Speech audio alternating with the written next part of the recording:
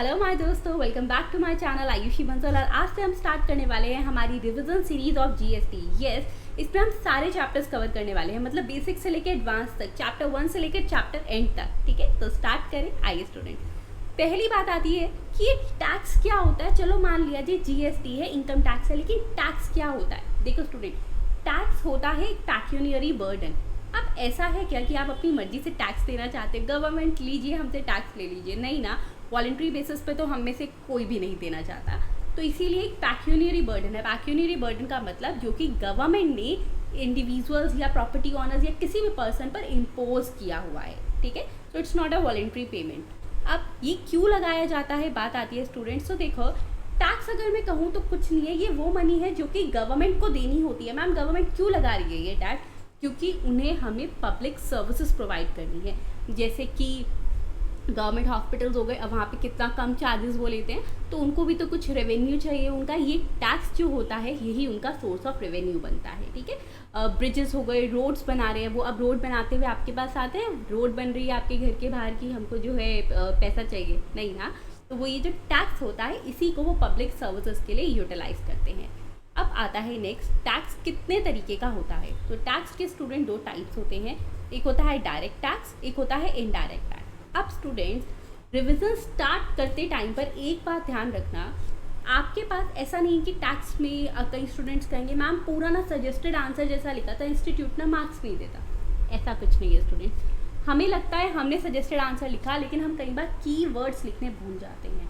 देखो, हमारे अंदर कोई एआई नहीं है, कोई आर्टिफिशियल इंटेलिजेंस नहीं है, we have an human mind ना, लेकिन उसमें भी ज़रूरी है कि जो की वर्ड्स होते हैं हम उन पर ज़रूर ध्यान दें। ठीक है, तो ध्यान से की वर्ड्स एज इट इज़ लिखने, मैं की वर्ड्स आपको मार्क भी करवाऊंगी रिविजन सेशन में भी। ठीक है, इसके साथ साथ स्टूडेंट जिसको भी रेगुलर या फास्ट ट्रैक बैचेस ज्वाइन करने तो वो भी जो है स्टार्ट है ऑलरेडी।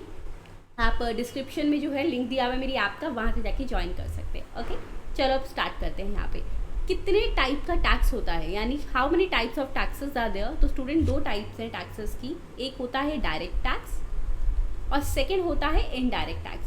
फर्स्ट क्या बोला मैंने, direct tax, second indirect tax. अब ये डायरेक्ट और इनडायरेक्ट क्या होता है, देखो, डायरेक्ट का मतलब होता है कि जिस पर्सन की इनकम है, it's basically an income tax. ठीक है, तो मान लो अगर मेरी इनकम है, ठीक है, अब ABC एजुफ्लिक्स की इनकम है, हमारी इनकम है, तो उस पर टैक्स हमें ही देना है। ठीक, मतलब इम्पैक्ट और इंसिडेंस जो है वो सेम पर्सन पर है। यहाँ मैंने बोला इम्पैक्ट और इंसिडेंस जो है वो सेम पर्सन पर है। अब क्योंकि वो सेम पर्सन पे दोनों ABC एजुफ्लिक्स पर हैं, तो in that case it is a direct tax, यानी जिसका टैक्स उसी की पॉकेट पे बर्डन पड़ेगा। इनडायरेक्ट टैक्स क्या है, अब मान लो स्टूडेंट मैं ये पेन लेने मार्केट गई, ठीक है, अब शॉपकीपर इस पर GST चार्ज करेगा। हाँ, GST टैक्स पेयर कौन है, गवर्नमेंट की नज़रों में, डेट शॉपकीपर, लेकिन किसकी पॉकेट पे बर्डन पड़ा, मेरी पे, यानी यहाँ पर इम्पैक्ट और इंसिडेंस डिफरेंट पर्सनस पर है। ठीक है, तो that's why it is an indirect tax. Indirect tax का मतलब होता है जहाँ पर जो टैक्स पेयर है वो इनडायरेक्ट वे में अपना जो बर्डन है, टैक्स बर्डन, उसने मुझ पर शिफ्ट कर दिया। ठीक है, क्योंकि उसने मुझसे कलेक्ट किया ना टैक्स, तो that is indirect tax. Okay, चलिए, सो आई होप सबको अच्छे से समझ आ गया होगा। यहाँ पर तो कुछ मैंने डिफरेंसेस लिखे हैं, कई बार पेपर में पूछ लेते हैं, that write down the difference between the direct tax and the indirect tax. ठीक है, तो पहला क्या है स्टूडेंट, डायरेक्ट टैक्स वो टैक्स है जहाँ पर the person paying the tax to the government directly bears the incidence of the tax. यानी अगर मेरी इनकम है, मैं टैक्स पेयर हूँ, तो इंसिडेंस भी मेरी पॉकेट पर है। ठीक है, मतलब मैंने ही वहाँ पे टैक्स पे किया है। But in the case of indirect tax, incidence of tax जो है वो दूसरे पर्सन को पास कर दिया जाता है, यानी इम्पैक्ट किस पे पड़ा है, यहाँ पर शॉपकीपर पे, उसने टैक्स पे करना था, लेकिन इंसिडेंस मुझे पास किया। ठीक है, direct tax progressive in nature होता है। इसका मतलब क्या होता है, जल्दी से रिवाइज करो, बहुत अच्छे से किया हुआ है। प्रोग्रेसिव का मतलब होता है जिसकी जितनी ज़्यादा इनकम उसको उतना ज़्यादा टैक्स पे करना है। लेकिन indirect tax is regressive in nature, मतलब मान लो स्टूडेंट्स अगर मैंने ये वाला पेन लिया तो भी 18% का GST लगेगा। सपोज एग्जाम्पल लेके चल रही हूँ, कोई भी पर्सन आ जाए वहाँ पे, ठीक है, A to Z कोई आ जाए, सबको same rate, same percentage of tax वहाँ लगेगा, दैट इज़ 18%। ठीक है, तो that's why it is regressive in nature कि सब पर्सन्स इक्वली बर्डन बियर करते हैं। ओके, अब यहाँ पे बात आती है बर्डन टैक्स जो टैक्स पेयर है वो खुद बेयर करेगा, and in the case of indirect tax burden जो है वो शिफ्ट कर दिया जाता है। डायरेक्ट टैक्स का टाइप है इनकम टैक्स और इनडायरेक्ट टैक्स का है जीएसटी एंड कस्टम। ठीक है मैम, यहाँ पे कीवर्ड्स क्या था? द कीवर्ड हियर इज, हम क्या गलती करते हैं इनडायरेक्ट टैक्स में ना, मैक्सिमम माइंड में ना जीएसटी है हमारे। ठीक है, तो उसने पूछा write down the features of the IDT, हम लिख रहे हैं the features of the GST are as followers, तो वो तो गलत है ना स्टूडेंट, क्योंकि आईडीटी की टाइप है जीएसटी। उसने तो जीएसटी और कस्टम दोनों के फीचर्स आपसे पूछे। ठीक है, मतलब उसने आईडीटी के फीचर्स पूछे। ओके, सो लिखते हुए बहुत ज़्यादा ध्यान रखना है। चलो नेक्स्ट क्वेश्चन भी यही आ गया, that what are the features of the indirect taxes. तो इनडायरेक्ट टैक्स का क्या फीचर है, एक बात बताओ, आप अभी इनकम टैक्स पे कर रहे हो in your student life? No ma'am, maximum का आंसर नो है। ठीक है, आर्टिकलशिप के स्टाइपेंड से तो आई होप कोई नहीं पे कर रहा होगा ना, है ना? हाँ, वो इतना है ही नहीं अभी। चलो, लेकिन आप भी अगर मार्केट में कुछ भी लेने जा रहे हो, you are going to purchase a soft drink, you are going to purchase a chocolate और एनीथिंग, एक रजिस्टर तक लेने जा रहे हो, तो आप जीएसटी पे कर रहे हो, है ना?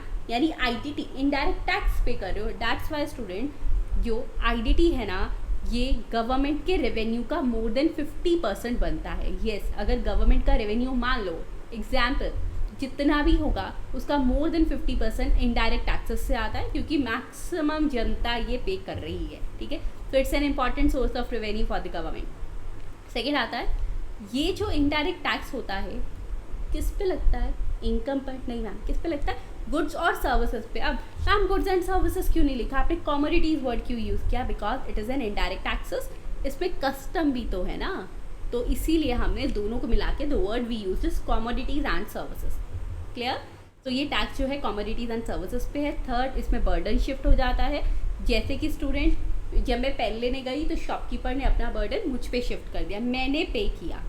But the fourth feature is no perception of direct pinch. इसका क्या मतलब होता है? ठीक है, रिविजन सेक्शन है तो मैं थोड़ा फास्ट लेके जा रही हूँ जिससे फटाफट रिवाइज कर सकें आप। No perception of direct pinch का क्या है?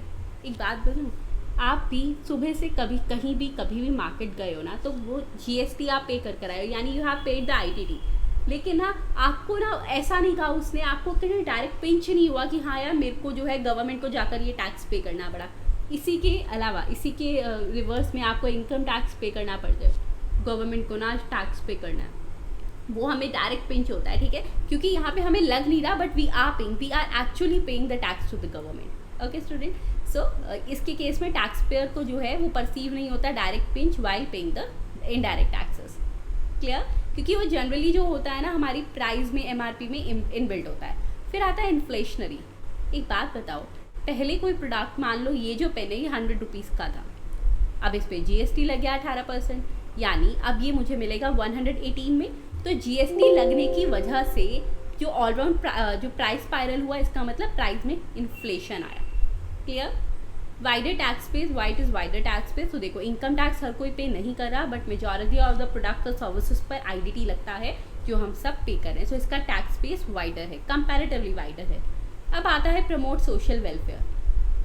टैक्स लगा रहे हो, प्राइस बढ़ा रहे हो, टैक्स लगा रहे हो, प्राइस बढ़ा रहे हो, हाँ, उसके आप सोशल वेलफेयर कैसे कर रहे हो? तो आप मैं बताती हूँ स्टूडेंट्स। देखो हमने पढ़ा हुआ है, we have covered so many times कि जीएसटी के केस में उन्होंने क्या कहा कि आप एक जीएसटी कंपनसेशन सेस लगा दो या फिर हायर रेट ऑफ टैक्सेस लगाओ कौन से प्रोडक्ट्स पे जो कि हार्मफुल प्रोडक्ट्स है, जिनको हम सिन गुड्स भी कहते हैं, जैसे एल्कोहलिक प्रोडक्ट्स हो गए, टोबैको प्रोडक्ट्स हो गए। ठीक है, तो इनके केस में अब बात आई मैम एल्कोहल पे तो जीएसटी नहीं था, आईडीटी के फीचर्स है ना, तो इनडायरेक्ट टैक्स तो उस पर है ही। ओके स्टूडेंट, तो उसके केस में उन्होंने ज़्यादा जो है रेट रखा। इससे फ़ायदा क्या होगा, जितना ज़्यादा रेट होगा लोग, प्राइस उतना इन्फ्लेट होगा, लोग उस हार्मफुल प्रोडक्ट को उतना ही कम खरीदेंगे। क्लियर? और जो खरीदेंगे तो जो इसका रेवेन्यू है वो सब्सटैंशियल रेवेन्यू बन जाएगा स्टेट्स गवर्नमेंट के लिए। ठीक है, ये रिग्रेसिव इन नेचर होता है, ऑलरेडी टोल्ड यू, ये सबको सेम पे करना होता है। ठीक है, चलिए नेक्स्ट आता है students, yes features of the indirect taxes, the topic have been overed. Okay, तो यहाँ पर अब आता है हमारे पास next topic, genesis of GST in India, यानी कि इंडिया में जीएसटी कैसे आया। अच्छा, आप में से कोई मुझे बताएगा, फटाफट से कमेंट करके बताना कि जीएसटी जो है इंडिया में सबसे पहले कौन से ईयर में बात हुई। आई एम 100% श्योर, माइंड में आएगा 1 जुलाई 2017, उस दिन तो जीएसटी लॉन्च हुआ था, लेकिन ऐसा थोड़ी ना था कि 30 जून 2017 को रात को नोटिफिकेशन निकली कि सुनिए कल से जो है जीएसटी पूरे इंडिया में एप्लीकेबल है। ऐसा तो नहीं है ना, इसके पीछे तो पूरी एक हिस्ट्री थी। और आपको पता है जीएसटी की हिस्ट्री स्टार्ट हुई थी इन द ईयर 2000। ये 2000 में, इतने साल पहले, 17 साल लग गए थे इसको आते आते।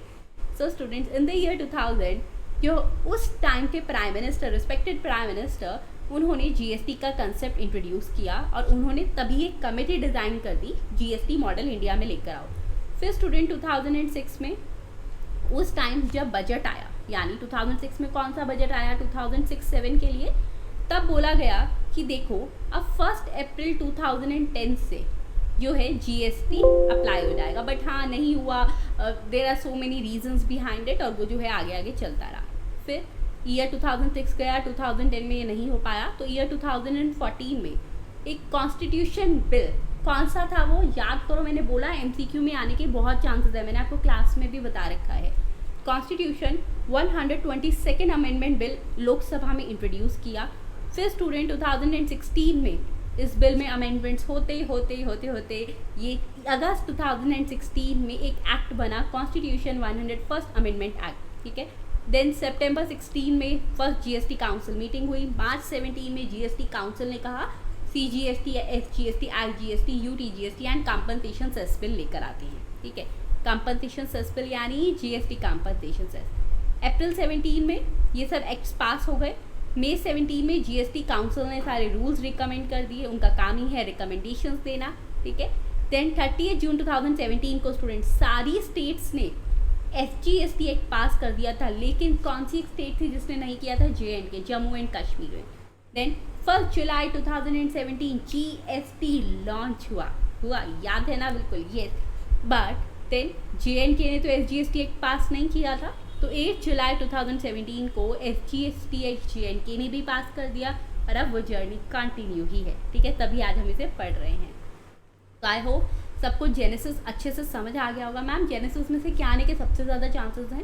कॉन्स्टिट्यूशन बिल के ऊपर एमसीक्यू की कौन से वाला है, तो 122nd अमेंडमेंट बिल, और एक्ट कौन सा है? 101st amendment act. Okay students, चलिए उसके बाद बात आती है what are the basic concepts of GST, मतलब जीएसटी के बेसिक कंसेप्ट्स क्या हैं, ठीक है। तो स्टूडेंट जीएसटी जो है, सबसे पहली बात है, it's a value added tax. It's a VAT, it's not a VAT. VAT was a pre GST design, ठीक है।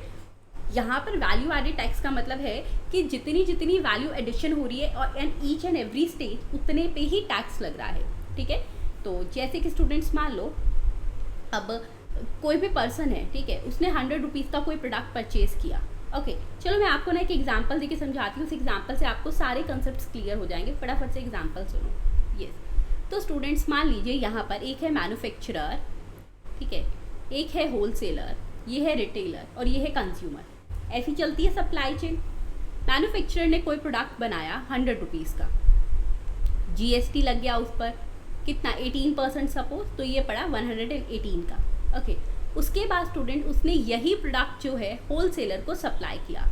अब उसने जब होलसेलर को सप्लाई किया तो उसको पता है कि भाई ये 100 रुपये का प्रोडक्ट है, मुझे इस पर 18% का जीएसटी भी लगाना है, ठीक है। एक काम करते हैं, इसको और सिंपल बनाने के लिए मैं जीएसटी रेट 10% ले रही हूँ, ठीक है, जिससे फटाफट से कैलकुलेशन हो आपको समझ आ जाए। तो उसने इस कॉस्ट जो 100 रुपये की थी उसने इसको 110 में यानी 10 रुपये का प्रॉफिट रख लिया, 110 का। अब स्टूडेंट्स बात आई, उसको पता था कि भाई देखो मुझे यहाँ पर जो प्रोडक्ट पड़ा वो कितने का पड़ा। तो देखिए अब देखो स्टूडेंट्स, इसको पता है होलसेलर को कि मुझे ये प्रोडक्ट 110 में पड़ा है, ठीक है। अब मैम 110 रुपये का पूरा प्रोडक्ट पड़ा, लेकिन यहाँ पर 100 + 10% 110 में ये मान रही हूँ कि इस कॉस्ट में ऑलरेडी प्रॉफिट भी ऐड था, वो 100 रुपये पे ही उसको सेल कर रहा है, ठीक है। Means that is a selling price, ये सेलिंग प्राइस है मैन्युफैक्चरर के लिए। अब स्टूडेंट्स अब आप सोचेंगे मैम 110 का पड़ा, लेकिन 10 रुपीज़ जो है 10% ऑफ 100 दैट इज जीएसटी ना। हाँ, जो जीएसटी वो पे कर आया है होलसेलर, आगे उसका इनपुट टैक्स क्रेडिट क्लेम कर सकता है कि भाई इतना जीएसटी मैं ऑलरेडी दे आया हूँ। तो यानी इसके केस में आईटीसी कितना आ गया, इसके पास 10 रुपीज़ है। ओके स्टूडेंट, यानी उसको प्रोडक्ट कितने का देखेगा वो कि भाई मेरे को तो 100 रुपये का प्रोडक्ट पड़ा है, क्योंकि 10 रुपये तो टैक्स है, दैट इज़ माई असेट, मेरी आईटीसी है।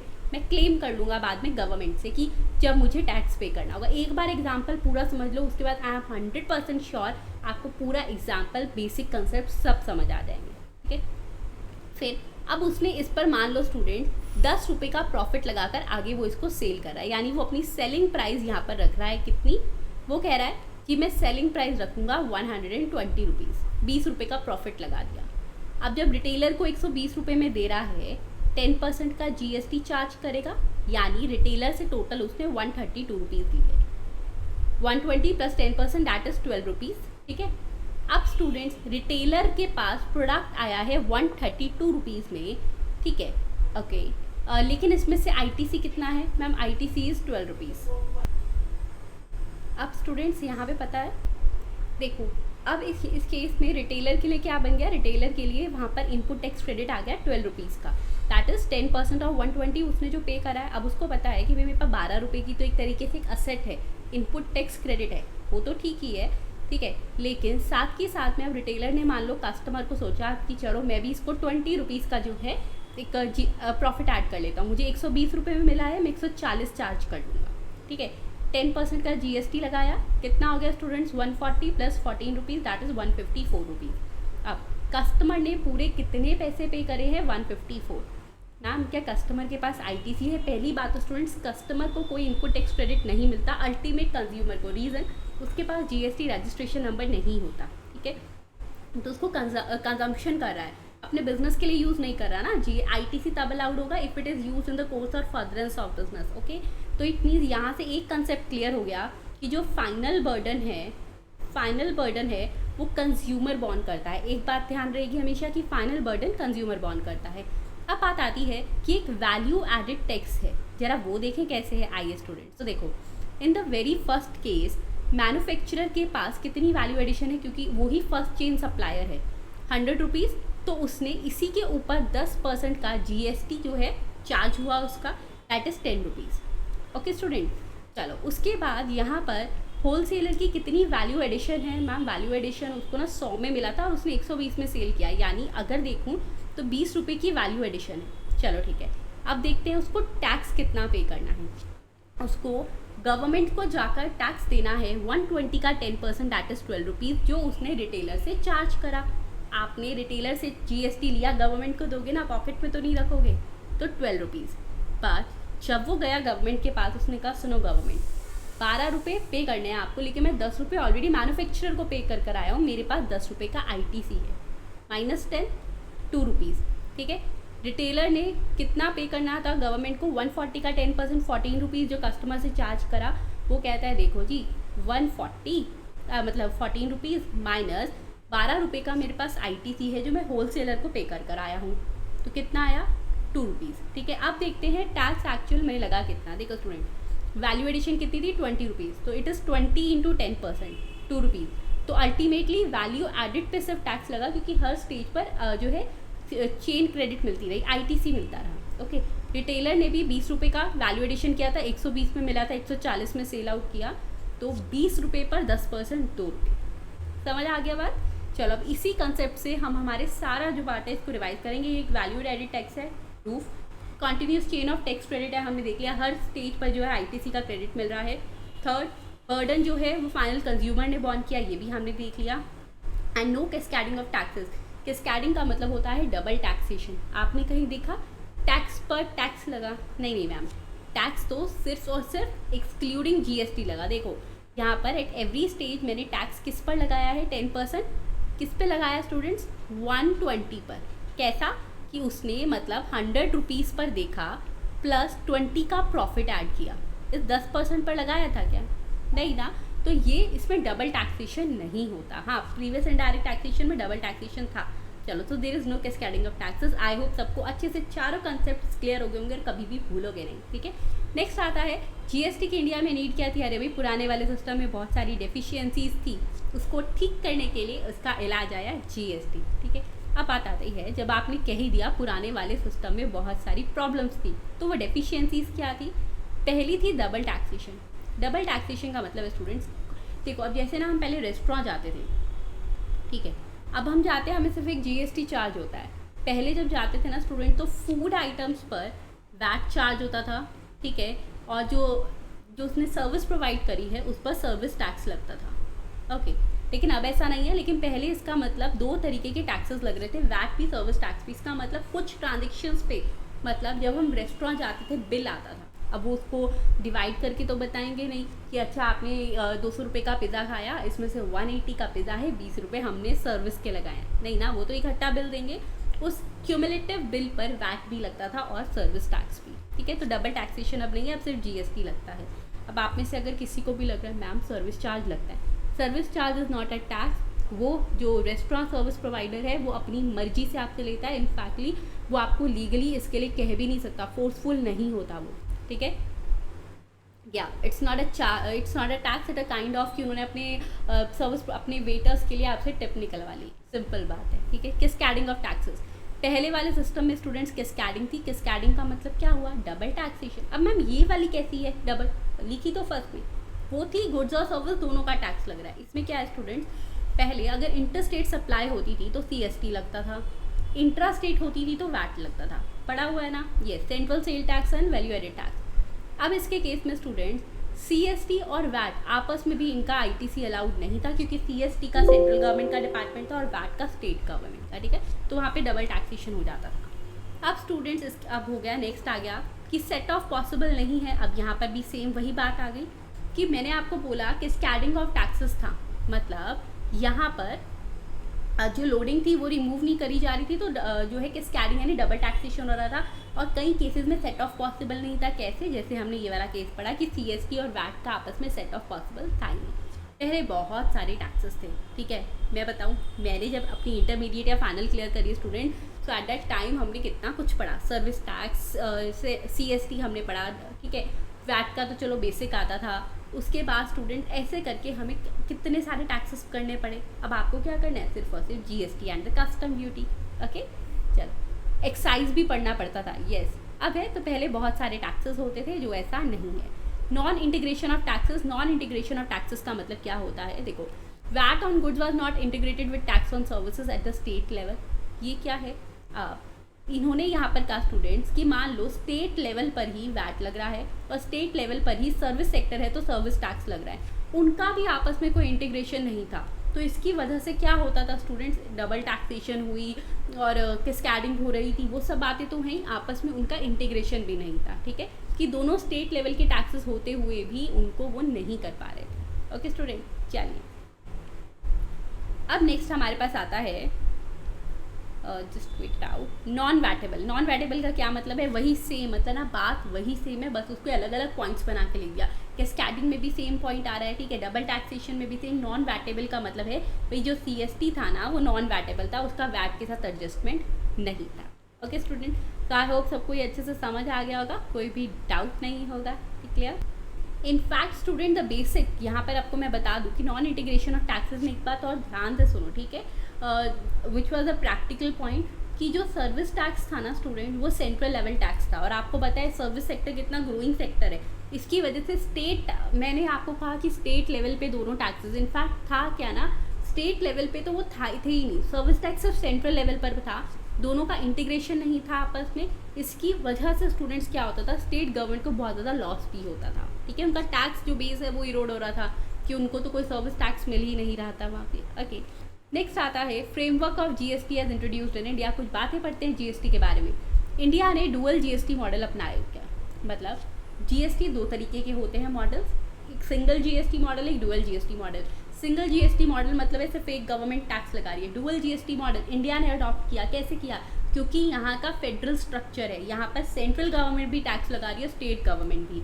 सेंट्रल गवर्नमेंट लगाती है ना आईजीएसटी, चलो मैं बात करती हूँ इंट्रा लेवल स्टेट की, तो सीजीएसटी, और स्टेट लेवल लगाएगी एसजीएसटी या यूटीजीएसटी, ठीक है। तो इसलिए टैक्स जो है वो दोनों गवर्नमेंट्स यहाँ पर लगा रही हैं, so it's a dual GST model. ध्यान रखना, सीए फाइनल तक में क्वेश्चन पूछा हुआ है एक बार एमसीक्यू में, कि जो इंडिया ने कौन सा मॉडल अडॉप्ट किया, डुअल या सिंगल। गलती पता क्या होती है, माइंड में बैठा हुआ है, single nation single tax, one nation one tax, ठीक है, ये मॉडल की बात है, जीएसटी एक ही है but it's a model, so it's a dual GST model, जहाँ पर दोनों गवर्नमेंट साइमल्टेनियसली टैक्सेस लगा रही हैं। अब बात आती है ये CGST, SGST, UTGST and IGST क्या है, आइए समझते हैं। तो student there are two kind of supplies here. एक होती है इंटरस्टेट सप्लाई, ठीक है, जहाँ पर location of supplier and place of supply जो है वो डिफरेंट स्टेट्स या यूनियन टेरिटरीज में है, ठीक है। मतलब मान लो location of supplier is Haryana and the place of supply is in Delhi, okay, तो डिफरेंट स्टेट्स या यूनियन टेरिटरी में है। इंटर स्टेट सप्लाई, वहाँ चार्ज क्या होता है अच्छे से किया हुआ है, याद कर लो, IGST, integrated goods and service tax, ठीक है, जिसका अल्टीमेट जो कलेक्शन होता है वो सेंट्रल गवर्नमेंट करती है। फिर आती है intra state supply. Intra state supply मतलब जहाँ location of supplier, place of supply both are in same state. मैं स्पीड थोड़ी फास्ट रख रही हूँ जिससे रिवीजन आप अच्छे से कर सको, जिससे आपको यूट्यूब पे ना वो 1.5x 2x वो सब ना करने पड़े, ओके। अब इसमें क्या लगता है स्टूडेंट, CGST प्लस SGST और UTGST। अब बात आई, मान लो 18% का टैक्स है तो 9% का CGST और 9% का SGST या UTGST। मैम SGST कब, UTGST कब, आइए देखते हैं।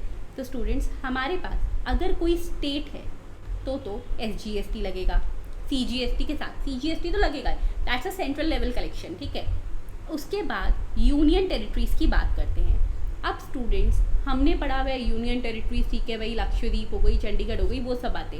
यूनियन टेरिटरीज की 2 कैटेगरीज होती हैं, एक होती है विद लेजिस्लेचर, एक होती है विदाउट लेजिस्लेचर, ठीक है। अब स्टूडेंट जो विद लेजिस्लेचर है उनको एक तरीके से स्टेट का दर्जा मिल जाता है, उनके पास अपना लेजिस्लेटिव असेंबली है, तो वहाँ लगता है CGST प्लस SGST। लेकिन जो विदाउट लेजिस्लेचर है, जिनके पास अपनी लेजिस्लेशन असेंबली भी नहीं है, उसके केस में लगता है CGST प्लस UTGST। तो क्लियर हो गया ये, पक्का, ओके ग्रेट। चलो उसके बाद स्टूडेंट्स यहाँ पे नेक्स्ट आता है लेजिस्लेटिव फ्रेमवर्क। अब ये लेजिस्लेटिव फ्रेमवर्क क्या है, तो student there is single legislation CGST act 2017 for living CGST। इसका क्या मतलब है, वो कह रहा है CGST लगाने के लिए CGST एक्ट 2017 है, SGST लगाने के लिए SGST एक्ट 2017 है, UTGST लगाने के लिए UTGST एक्ट 2017 है। एक बात आपके माइंड में घूम रही होगी, मैम वो कौन से वाली यूनियन टेरिटरीज है जिनके पास अपने लेजिस्लेचर्स हैं, यानी जिस पर SGST लगता है। तो वो 3 यूनियन टेरिटरीज हैं, Delhi, JNK, Jammu and Kashmir and the Puducherry, जिसको पहले पौंडीचेरी कहते थे, पुडुचेरी। ये 3 ऐसी हैं स्टूडेंट जिनके पास अपना लेजिस्लेशन है, okay, that's a practical thing. हाँ MCQ में पूछ सकते हैं भाई, एक्सपेक्ट किया जाता है कि आप सबको पता होगा। फिर आता है गुड्स एंड सर्विसेज को किस बेसिस पे क्लासीफाई करते हैं। गुड्स को HSN कोड्स यानी harmonise system of nomenclature codes, और सर्विसेज को सर्विस कोड्स यानी टैरिफ कोड। याद आ गया।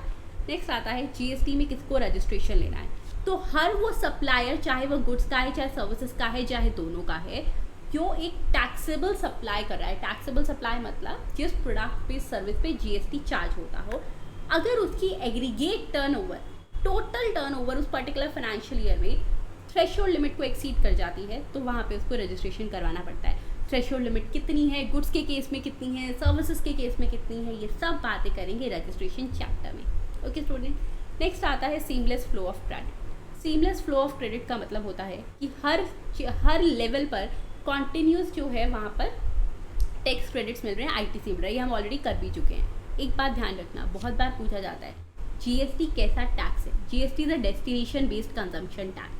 मतलब student destination based consumption tax का मतलब होता है कि जो कंज्यूमिंग स्टेट है, मतलब जहाँ पे वो गुड्स या सर्विसेज कंज्यूम किए जा रहे हैं ना, तो अल्टीमेटली वही स्टेट जो है GST का पोर्शन रखती है, ठीक है।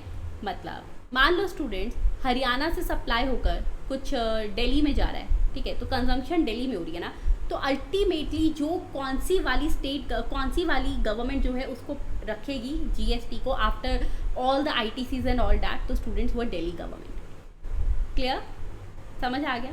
चलो, so the buyer and the importing state, इसका मतलब ये है कि जो बायर है इम्पोर्टिंग स्टेट में उसको ITC अवेल करेंगे। मैम ये क्या हो रहा है, थोड़ा सा और बता दो। ओके, मान लो स्टूडेंट बायर ने जो है, अब ये बायर क्या करेगा, ये दिल्ली का है ना, तो ये यहाँ पर ITC अवेल करेगा ना कि भाई मैंने हरियाणा में जो है 100 रुपये का GST दिया, मैं आगे टैक्स कलेक्शन कर रहा हूँ, सेल कर रहा हूँ, तो मैं वो ITC जो है माइनस कर रहा हूँ। क्लियर। तो इसका मतलब स्टूडेंट्स यहाँ पर ये जो दिल्ली की स्टेट गवर्नमेंट है, इसके पास कलेक्शन जाएगी कि हाँ भाई हरियाणा वालों, तुमने पैसा लिया था क्या, फिर इधर दे दो। इसने कहा तुम्हें दिया था तो मुझे नहीं दे रहा, तो मेरा पैसा मुझे दे दो। ओके स्टूडेंट्स, चलो अब बात आती है what is the order of utilization of ITC। तो मैंने यहाँ पर आपको ये पूरा ऑर्डर लिख जरूर दिया है, जिसको यहाँ ही से रिवाइज करना हो, बट स्टिल ये हम इनपुट टैक्स क्रेडिट चैप्टर में करेंगे, क्योंकि अभी तक जिन बच्चों को आईटीसी का मतलब नहीं पता है इतने अच्छे से, वो यहाँ पे कंफ्यूज ना हो जाए, ठीक है। बाकी वो स्टोरी तो याद होगी जो हम क्लास में करते हैं, आईटीसी चैप्टर में करेंगे। नेक्स्ट आता है GST common portal, very very very very very important. Okay, अब ये है क्या, देखो students, GST destination based tax है, जीएसटी का एक कॉमन पोर्टल है। आपको उस कॉमन पोर्टल का एड्रेस बता देते हैं, ठीक है, www.gst.gov.in, ठीक है। क्या है एड्रेस, www.gst.gov.in। जितनी इंडियन वेबसाइट्स होती हैं उनका जो एक्सटेंशन है डैट इज .in, तो .com तो सोचा ही मत करो, ओके। अब स्टूडेंट्स, ये एक ऐसा कॉमन पोर्टल है, हमें यूज़ करना है, टैक्स पेयर को यूज़ करना है, बैंकर्स को यूज़ करना है, गवर्नमेंट को यूज़ करना है, किसी को यूज़ करना है, सब काम इस पोर्टल पर होते हैं, ठीक है। तो यहाँ पर अब स्टूडेंट्स, जीएसटी जो है एक डेस्टिनेशन बेस्ड टैक्स है, मतलब कि इंटर स्टेट सप्लाई हो रही है, इंट्रा स्टेट सप्लाई हो रही है। मैंने आपको कई बार एग्जांपल्स दे के भी बताया, सेंट्रल गवर्नमेंट के पास से रेवेन्यू स्टेट के पास जा रहा है, स्टेट का रेवेन्यू सेंट्रल के पास जा रहा है, क्योंकि आईटीसीज हो रहे हैं। उस केस पे हमें चाहिए था एक रॉबस्ट सेटलमेंट मैकेनिज्म, ठीक है। तो जरा पहले तो एक कीवर्ड हाईलाइट कर लो, रॉबस्ट सेटलमेंट मैकेनिज्म, जिससे कि सारे काम अच्छे से हो सके, ठीक है स्टूडेंट। इसी के लिए एक कॉमन पोर्टल चाहिए था कि हम फंड ट्रांसफ़र करने हैं वो इजीली हो सके, और ये सब पॉसिबल था हमारे आईटी इंफ्रास्ट्रक्चर की वजह से, ठीक है। इसीलिए एक कॉमन जीएसटी इलेक्ट्रॉनिक पोर्टल आया, www.gst.gov.in, क्लियर। ये जो वेबसाइट है स्टूडेंट, ये 9 यहाँ मिस प्रिंटिंग है, हटा दो इसको। मैम मैनेज कौन कर रहा है इस वेबसाइट को, तो एक स्टूडेंट्स कंपनी है, जो कि कंपनीज एक्ट 2013 के प्रोविजन सेक्शन 8 में वहाँ पर ये इनकॉर्पोरेट हुई है। कंपनी का नाम है GSTN, goods and service tax network, ठीक है। GSTN का मतलब रजिस्ट्रेशन नंबर नहीं होता, वो GSTIN होता है, GSTN होता है, इट GSTN, इसका मतलब है student goods and service tax network, ठीक है।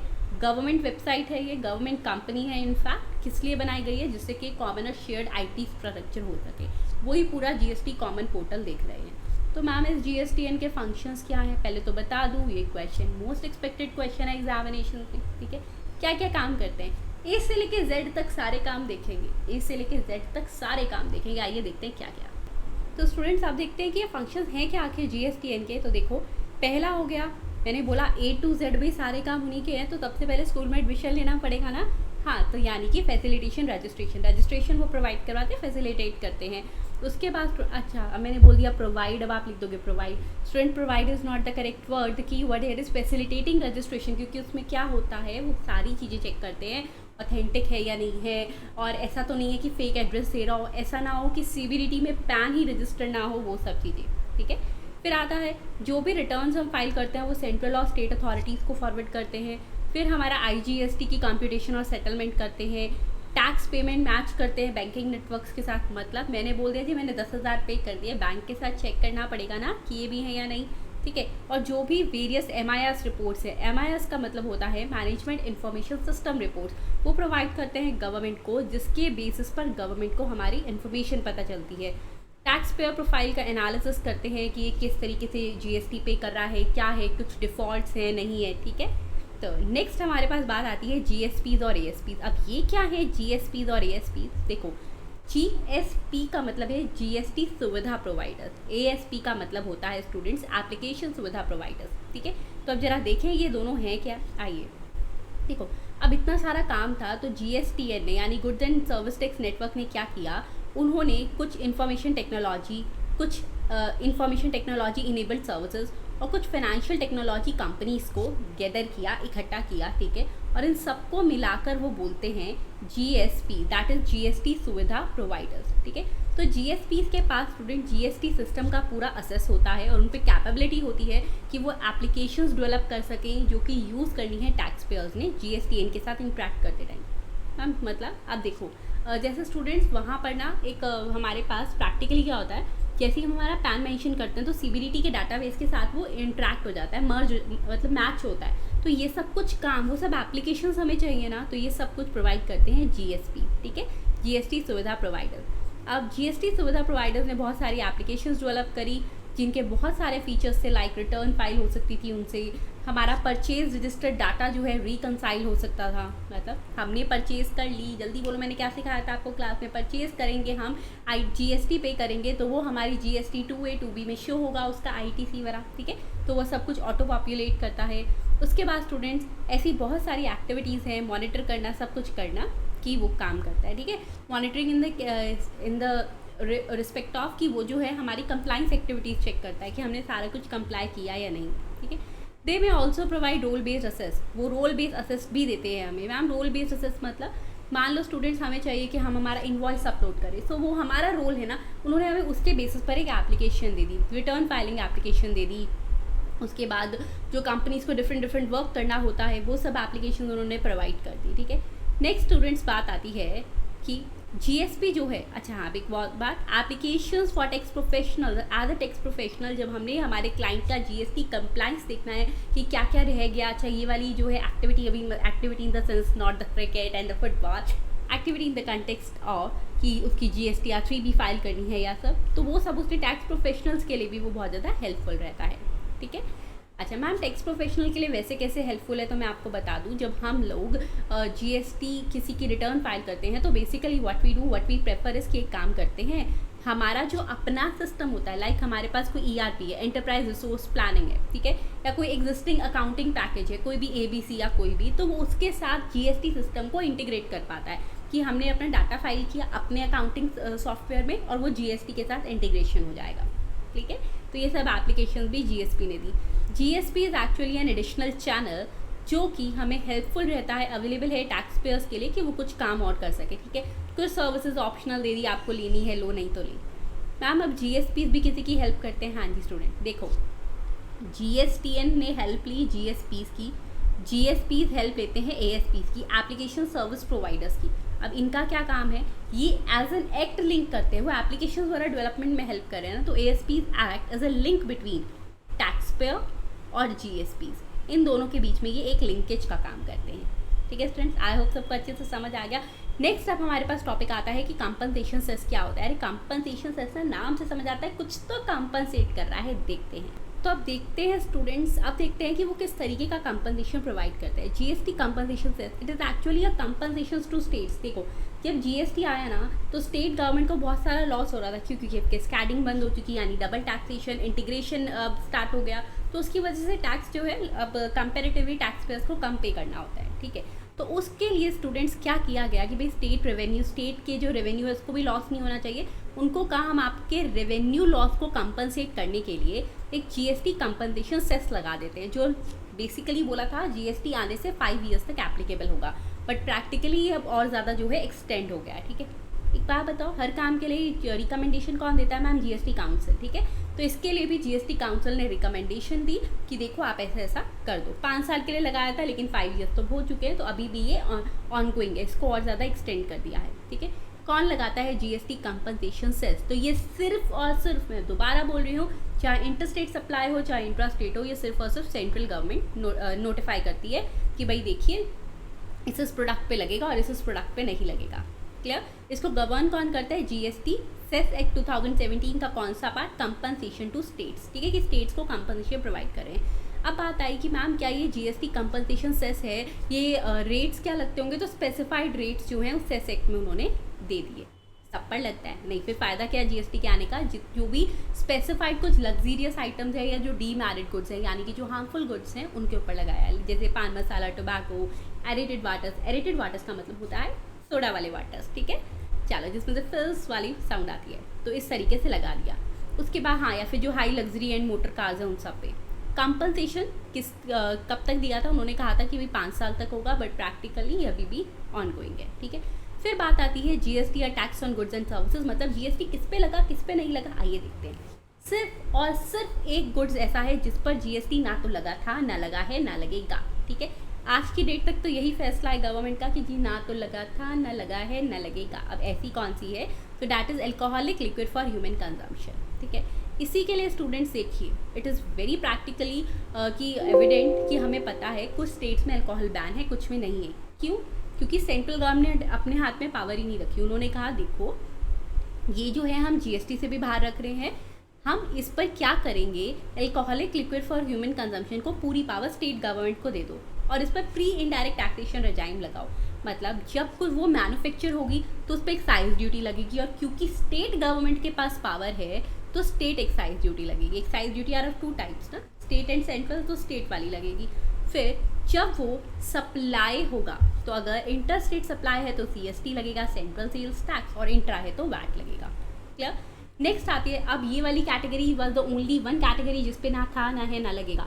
अब मैं आपको कैटेगरी बता रही हूँ जिस पर आज की डेट तक नहीं है, क्या पता कल मॉर्निंग में लग जाए, इतनी तक बात है, क्योंकि बहुत सारी डिस्कशन मीटिंग्स इस पर चल रही हैं। अब ये कौन सा है आज की डेट, आप कह रहे होंगे मैम कौन सा वाली, so that is 11 July. Okay, तो आज तक तो स्टूडेंट्स ये नहीं है। Petroleum, crude, diesel, petrol, ATF and natural gas. इसका क्या मतलब है, पेट्रोल वाली कैटेगरीज पे अभी तक नहीं है, हाँ, लेकिन ये बहुत जल्द जो है इस पर GST लगना स्टार्ट हो जाएगा। मैम कब से लगेगा, जो भी डेट GST काउंसिल रिकमेंड करेगी उसी डेट को नोटिफाई कर देगी गवर्नमेंट। ठीक है, तो आज की डेट तक इस पर क्या लग रहा है, मैन्युफैक्चरिंग पे सेंट्रल एक्साइज ड्यूटी, और जब वो सप्लाई होती है, इंटरस्टेट सप्लाई है तो CST, और इंट्रा है तो वैट। ठीक है, नेक्स्ट आता है टोबैको। टोबैको को स्टूडेंट्स, अब मैम GST से बाहर है अंदर है, इसको तो इन्होंने डबल टैक्स लगाया। इन्होंने कहा सुनो, एक लौता ऐसा ये प्रोडक्ट है जिसका कहा जब ये बनेगा ना तो इस पर एक्साइज ड्यूटी भी लगेगी। कौन से वाली, सेंट्रल एक्साइज ड्यूटी, और जब ये सप्लाई होगा तो इस पर GST भी लगेगा। आप होगे एक्साइज के साथ GST है, that is the only product जिस पर प्री इनडायरेक्ट टैक्सेशन रिजाइन भी है और पोस्ट इनडायरेक्ट टैक्सेशन भी है। ठीक है, यानी कि पोस्ट अभी GST वाला भी है। ओके, चलो नेक्स्ट स्टूडेंट्स बात आती है, अब ये रिवीजन सेशन है तो मैं थोड़ी इसको स्पीड फास्ट रख रही हूँ जिससे कि आप इसको फटाफट कवर कर सको। एक बात और इम्पॉर्टेंट मैम, अगर हमें ये वाले नोट्स लेने हैं, अगर आपको ये नोट्स लेने हैं स्टूडेंट, तो इसकी ई-बुक जो है वो सिर्फ और सिर्फ 199 रुपीज़ में अवेलेबल है। You can download it and yes you can also take its print out. अगर आपको इसकी हार्ड कॉपी लेनी है तो वो भी जल्दी अवेलेबल हो जाएगी, but I will suggest you, अगर साथ साथ करना है ई-बुक भी आपके लिए सफिशिएंट रहेगी। Okay, yes, downloadable and printable है। और students after each and every chapter एक अलग से आपके पास एक टेस्ट सीरीज आ रही है which is very important, very interesting and but at a very nominal rate. वो टेस्ट सीरीज़ है ओनली एंड ओनली इन ₹199। अब मैम ये टेस्ट सीरीज़ क्या है, तो इसमें स्टूडेंट्स हम आपके देखो CA इंटर वाले स्टूडेंट्स, आपका जो GST वाला पार्ट है वो पूरा कवर होगा in the respect of MCQs, यानी जो जो चैप्टर यहाँ रिवाइज होगा उसके मल्टीपल चॉइस क्वेश्चंस का आप टेस्ट दे सकते हो। ठीक है, और जिन स्टूडेंट्स ने ऑलरेडी क्लास ली हुई है तो उनको अलग से ये नहीं लेना है, उनके कोर्स में ये इंक्लूड है। ओके, CMA इंटर स्टूडेंट्स आपके लिए GST प्लस कस्टम दोनों वहाँ पर ही रहेगा। ठीक है, CS एग्जीक्यूटिव स्टूडेंट्स आपका भी IDT जो है वहाँ पे वो कवर होगा MCQs में। ओके, तो जिस भी स्टूडेंट को ये ज्वाइन करना है आप ज्वाइन कर सकते हो। Introductory price 199 only and please share it with your friends also. Okay ma'am, कहाँ मिलेगा ये, तो आप कमेंट सेक्शन में भी लिख सकते हो स्टूडेंट, व्हाट्सएप ग्रुप पे भी मेरे से पूछ सकते हो। डायरेक्ट ज्वाइन करना है तो कमेंट पे नीचे स्टूडेंट्स डिस्क्रिप्शन में आपको लिंक दिया है मैंने मेरी ऐप का, आप ऐप इंस्टॉल कर लीजिए, आपको वहाँ पे भी ये कोर्सेज मिल जाएंगे। ठीक है, दोनों। हाँ, इंट्रोडक्टरी है 199 ओनली फॉर ईच चीज। अब आता है opium, Indian hemp and other narcotic drugs and narcotic. Yes, one more important thing, CMA inter हम हमारा तो कस्टम भी आता है IDT में, तो क्या वो भी इसमें इंक्लूड है? हाँ जी, पूरा IDT, चाहे जिस भी IDT सिलेबस में जो भी चैप्टर्स कवर हैं, जो भी पार्ट्स कवर हैं, सब 199 में है। MCQ test. चलो next product is opium, Indian hemp and other narcotic drugs and narcotics. अब इनके लिए स्टूडेंट्स क्या कहा, इनके लिए ये बोला देखो ओपियम, इंडियन हेम्प, अब अभी तक क्या था, सिर्फ एक प्रोडक्ट ऐसा है जिसपे सेंट्रल एक्साइज ड्यूटी और GST लग रहा है, ये अमेंडमेंट भी है। ठीक है, तो जिसकी बुक में नहीं है इसको मार्कआउट कर लेना।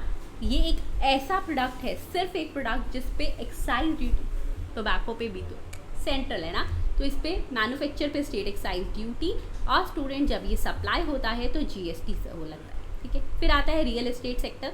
रियल एस्टेट सेक्टर जो है GST से बाहर है क्योंकि ये हमारे शेड्यूल 3 नेगेटिव लिस्ट में कवर है, तो not a supply of goods, not a supply of services. Next question आता है कौन कौन से टैक्सेस हैं जो कि GST में सब्स्यूम कर दिए, यानी GST के आने से वो टैक्सेस नहीं है अब, तो excise duty, central excise duty. पहले मैं सेंट्रल लेवी टैक्सेस बता रही हूँ, इस पर से क्वेश्चन काफ़ी बार आया है तो बहुत इंपॉर्टेंट है, फ्री वाला, फ्री के मार्क्स वाला क्वेश्चन है, भूल मत जाना। ओके चलो, central excise duty and additional excise duty. Services पे पहले सर्विस टैक्स लगता था, नहीं है।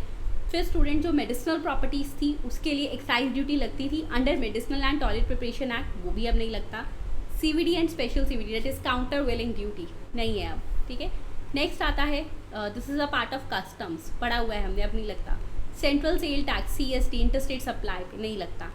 जो भी सेंट्रल लेवल सरचार्जेस थे या सेसेस थे in respect of supply of goods and services अब वो नहीं लगते। फिर बात आती है स्टेट लेवी, कौन कौन से टैक्सेस हैं, तो स्टेट सरचार्जेस एंड सेसेस, यहाँ सेंट्रल यहाँ state. Entertainment tax, entertainment tax अब नहीं लगता, लेकिन जो लोकल बॉडी अगर कोई एंटरटेनमेंट टैक्स लगा रही है तो वो लगा सकती है, ठीक है।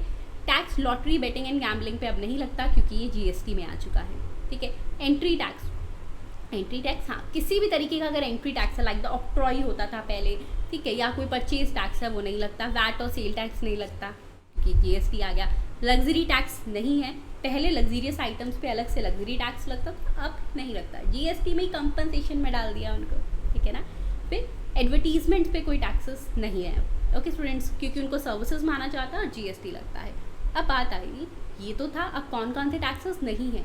नेक्स्ट जो शायद बुक में ना हो तो आप लिख लेना, मतलब शायद बुक में ना हो मतलब जो मेरी बुक रेफर कर रहे हैं उनकी में तो है ही डेफिनेटली, हो सकता है स्टडी मैट में ना हो, लेकिन एक क्वेश्चन में आने के चांसेस हैं तो लिख ज़रूर लेना, because it's a general knowledge also.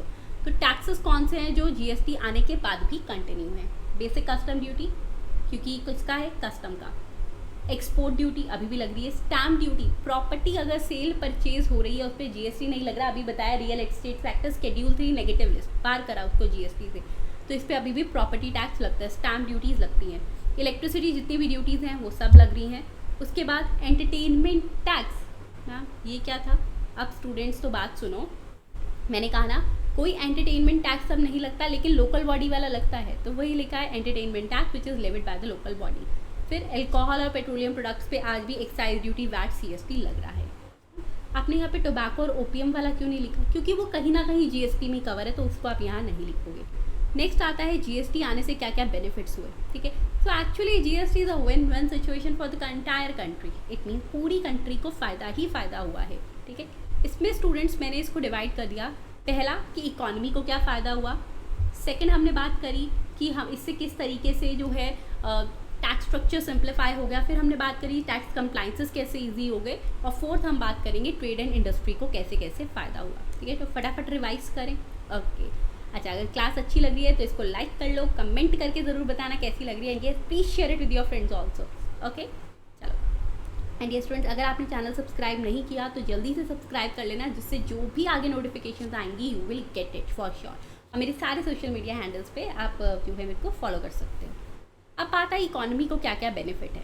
पहला तो स्टूडेंट इसके आने से एक यूनिफाइड नेशनल मार्केट बन गई, मतलब देखो अब ऐसा तो है नहीं किसी स्टेट में कोई टैक्स किसी में कोई नहीं ना, तो टैक्स रेट्स जो भी प्रोसीजर्स हैं, जो भी जितने भी लॉज हैं टैक्स से रिलेटेड वो सब एक ही लग रहे हैं, तो एक यूनिफाइड नेशनल मार्केट बन गई, जिसकी वजह से इकोनॉमिक बैरियर्स हट रहे हैं कि चलो जी पंजाब जाके काम करो या हरियाणा जाके, पूरे इंडिया में कहीं काम करो। इसकी वजह से हमारा मेक इन इंडिया इनिशिएटिव को बूस्ट मिल रहा है। अब वो कैसे, देखो स्टूडेंट्स, GST के आने से कैस्केडिंग ऑफ टैक्सेस एलिमिनेट हुआ, ठीक है। अब इसकी वजह से हमारे जो प्राइजेस हैं ना वो भी स्टेबल हो पाए, ठीक है।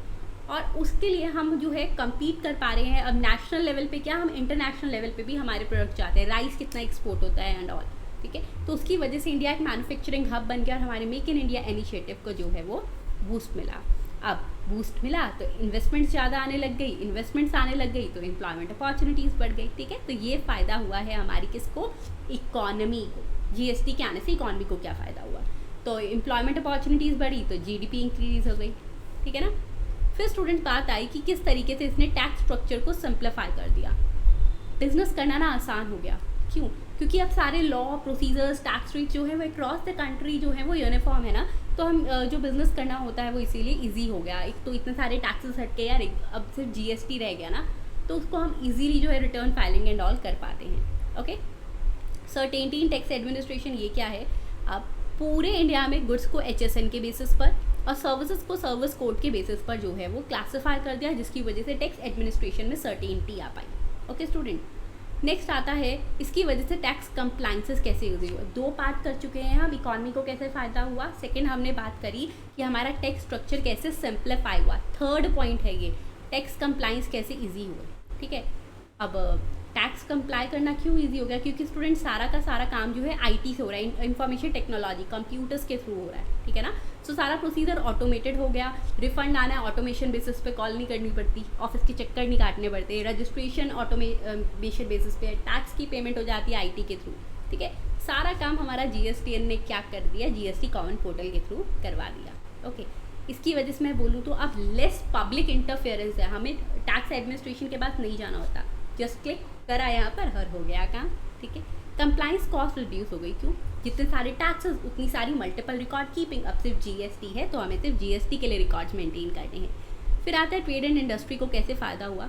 देखो पहला देखो इंडस्ट्री को कैसे फ़ायदा हुआ स्टूडेंट्स। सो जितना ज़्यादा अब आईटीसी का सेट ऑफ मिलने लग गया, जो सबस्यूम हो गए यानी सेंट्रल लेवल और स्टेट लेवल टैक्सेस सारे सबस्यूम होकर जीएसटी बन गया, तो जो ट्रांसपेरेंट सिस्टम बना इसकी वजह से स्टूडेंट जो एक एवरेज डीलर है हमारी ट्रेड और इंडस्ट्री में, उसका भी टैक्स बर्डन लो हो गया और उसको बहुत सारे टैक्स बर्डन के साथ बहुत सारा जो है सिरदर्दी नहीं लेनी पड़ती, ठीक है। स्कैडिंग के जितने भी इल इफेक्ट्स थे यानी डबल टैक्सेशन के जो इल इफेक्ट्स थे वो खत्म हो गए, तो इंडस्ट्री को फ़ायदा हुआ।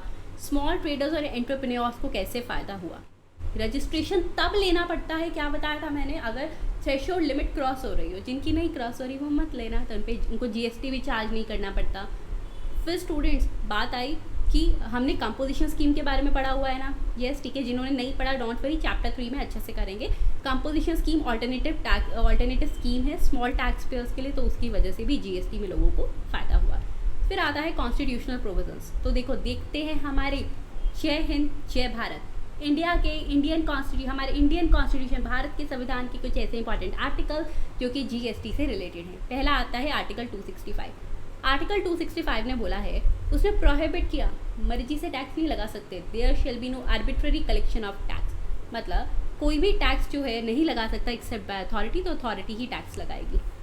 आर्टिकल 245 ने बोला कि सुनो, हम पार्ट 11 ऑफ द कॉन्स्टिट्यूशन जो है वो डील करता है between the relationship between the union and state, central में कोई और गवर्नमेंट, स्टेट में कोई और गवर्नमेंट, तो किस तरीके से उनका आपस का तालमेल बैठेगा ये सब कुछ आर्टिकल 245 ने बताया, उसने पावर्स लिख दी, ठीक है। अब यहाँ पर बात आती है, उन्होंने कहा देखो student, subject to the provisions of this constitution parliament may make, यहाँ पे पार्लियामेंट मतलब सेंट्रल गवर्नमेंट, वो इंडिया के किसी भी पार्ट के लिए जो है लॉ बना सकते हैं, और जो स्टेट लेजिस्लेचर है वो अपनी स्टेट के लिए लॉ बनाएंगे। अब अगर स्टेट लेजिस्लेचर कह रहा है तो मेरी स्टेट में कैसे आए पार्लियामेंट, अरे इंडिया के अंदर है ना, तो पार्लियामेंट कहीं के लिए भी बना सकता है, हम ये नहीं कहेंगे कि वो तो इनवैलिड हो गया, एक्स्ट्रा टेरिटोरियली ऑपरेशन है, कैसे है, पूरा का पूरा इंडिया में तो है, तो उसकी टेरिटरी में इंक्लूड है। आर्टिकल 246, मैम क्या आर्टिकल नंबर याद रखने, हाँ डेफिनेटली याद कर लेना, कई बार डायरेक्ट आर्टिकल पे क्वेश्चन आता है। Article 246 which is very very very very very important, इससे तो क्वेश्चन आएगा ही आएगा। अब इन्होंने जो है क्या किया स्टूडेंट्स, रिस्पेक्टिव अथॉरिटीज़ को बता दिया कि ये आप देख लेना, ये काम आप देख लेना, जैसे इनकम टैक्स का काम सेंट्रल गवर्नमेंट देखती है, ठीक है, एंट्री नंबर 82 याद आ गया, ठीक है। सो आर्टिकल 246 के स्टूडेंट 7th शेड्यूल में लिखा हुआ है, वहाँ पर 3 लिस्ट हैं। एक लिस्ट है यूनियन लिस्ट, यूनियन लिस्ट का मतलब है उसमें वो सारे मैटर्स लिखे हुए हैं जिनको सिर्फ और सिर्फ पार्लियामेंट उस पर जो है कोई भी लॉ बना सकती है। फिर आती है स्टेट लिस्ट, इस पर स्टेट लेजिस्लेचर्स लॉ बनाते हैं। फिर आती है कंकरेंट लिस्ट, ये वो लिस्ट है जिसमें दोनों मिलके यानी दोनों के पास पावर है to make laws on the matter enumerated in the concurrent list. Clear, समझ आ गया, चलो। सो आर्टिकल 246 हमने देख लिया। आर्टिकल 246 बताता है कि कौन सी रिस्पेक्टिव अथॉरिटी है यूनियन गवर्नमेंट और स्टेट गवर्नमेंट्स को टैक्स लगाने के लिए। फिर 7th शेड्यूल ने कहा चलो मैं मैटर्स ही बता देता हूँ। डायरेक्ट टैक्स किसका होता है, यूनियन लिस्ट की एंट्री नंबर 82, हाँ बहुत बार आ चुका है तो याद रखना। फिर स्टूडेंट जीएसटी के आने से कुछ अमेंडमेंट्स आई थी, एक आया आर्टिकल 246A, इसमें इन्होंने कहा कि जीएसटी के लिए किसको पावर दे रहे हो, कौन देखेगा इन सबको, तो स्टूडेंट इस आर्टिकल ने कहा कि देखो जीएसटी के लिए पावर दी गई सेंट्रल गवर्नमेंट और स्टेट गवर्नमेंट को कि आप इसके रिस्पेक्ट में लॉज बना सकते हैं, ठीक है। किसको है, दोबारा बोलना, central government state government, clear, याद रखना चाहिए, तो सिर्फ सेंट्रल को नहीं है दोनों को है। और सेंटर के पास एक्सक्लूसिव पावर क्यों है, अभी तो मैम आपने कहा सेंट्रल स्टेट दोनों को है डेफिनेटली है, लेकिन जो इंटर स्टेट सप्लाई है वो तो आईजीएसटी है ना, उसकी जो पावर है वो सिर्फ सेंट्रल गवर्नमेंट के पास है, ठीक है। लेकिन स्टूडेंट इन कुछ गुड्स पे तब से जीएसटी लगेगा जब से जीएसटी काउंसिल जो है उनको रिकमेंड करेगी। पेट्रोल वाले product, petroleum crude, high speed diesel, motor spirit जिसको हम पेट्रोल कहते हैं, नेचुरल गैस और एविएशन टरबाइन फ्यूल, ठीक है। एविएशन टरबाइन फ्यूल यानी फ्लाइट्स का फ्यूल। ध्यान रखना, लाइट स्पीड डीजल अलग होता है, ठीक है, वो मशीनरी साफ़ करने के लिए होता है, उस पर जीएसटी आज भी लगता है, हाई स्पीड पे नहीं लगता।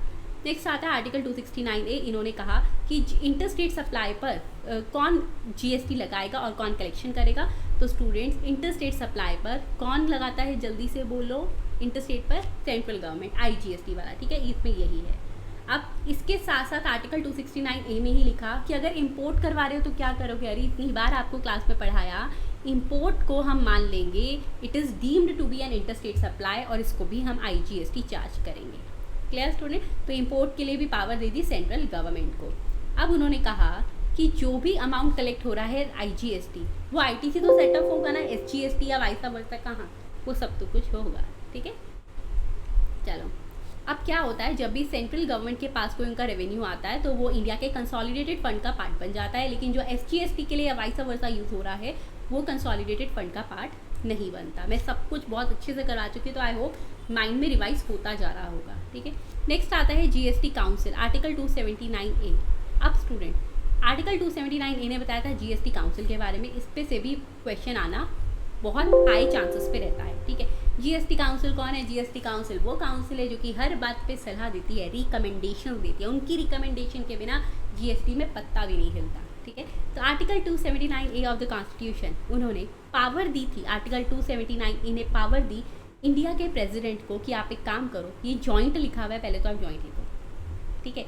तो to constitute a joint forum of the central and states collection, जिसको हम कलेक्टिवली बोलेंगे GST काउंसिल, इसको लिख लेना, collectively known as GST council, collectively known as GST council, ठीक है। सो आर्टिकल 279A में बोला गया कि इंडियन प्रेसिडेंट जो है वो एक जॉइंट फोरम बनाएंगे सेंट्रल और स्टेट्स की, जिसमें सेंट्रल लेवल के भी मेंबर होंगे, स्टेट के भी, और उनको कलेक्टिवली GST काउंसिल बोलेंगे।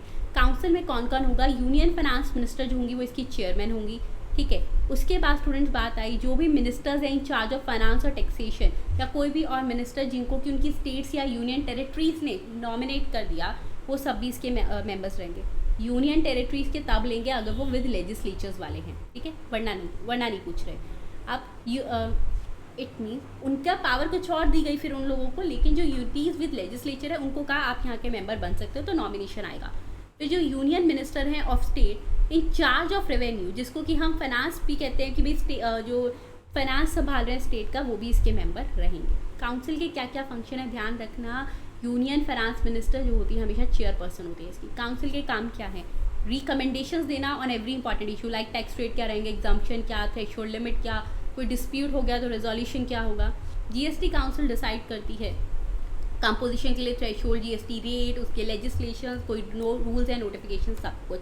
इसी के साथ साथ यहाँ होता है हमारा chapter number 1 over. I hope अच्छे से रिवाइज हो गया होगा। रिवाइज हो गया हो तो दोबारा से कह रही हूँ, अगर मेरे चैनल को आयुषी बंसल क्लासेस को आपने अभी तक सब्सक्राइब नहीं किया तो जल्दी से सब्सक्राइब कर लेना, ठीक है। साथ ही साथ हमारे अदर सोशल मीडिया हैंडल्स का लिंक दिया हुआ है डिस्क्रिप्शन में, वो भी ज्वाइन कर लो। बहुत आपके पास इंटरेस्टिंग रील्स आने वाली है, रील्स पे हम रिविजन भी करते हैं, सब कुछ करते हैं, ठीक है। और जिसको भी रेगुलर और फास्ट ट्रैक बैच ज्वाइन करना है वो भी डेफिनेटली कर सकता है। All the batches for the upcoming examinations are available on the app, ठीक है। So thank you student, have a nice day, yes meet me in the next session. MWF income tax कर रहे हैं revise, और TTS को हम GST revise कर रहे हैं। Thank you.